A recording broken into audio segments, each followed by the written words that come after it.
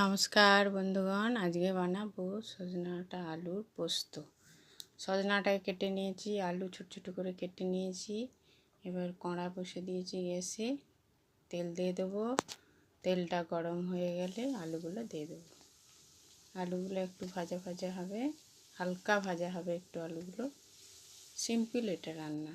আলুগুলো ভাজা হয়ে গেলে জল ঢেলে দেবো। এখানে পোস্ত আর কাঁচা লঙ্কা শিলে নিয়ে নিয়েছি, বেটে নেবো।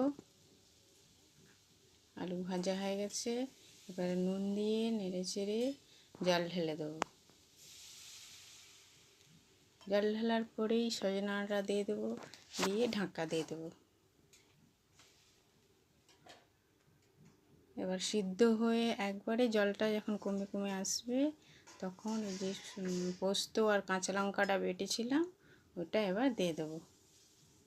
শুকনো শুকনো হবে, সিম্পল রান্না। এটা কিন্তু খেতে খুব ভালো লাগে, ঝাল ঝাল হবে, কাঁচা লঙ্কা বাটা আছে। নিরামিষের দিনে আমরা এটা করে খাই, তোমরা একদিন করে দেখবে, ভালো লাগবে। কেমন হয়েছে আমাদের সজনাটা আলু পোস্ত? এতে কিন্তু হলুদ পড়বে না। ভিডিওটা ভালো লাগলে লাইক করবে, শেয়ার করবে।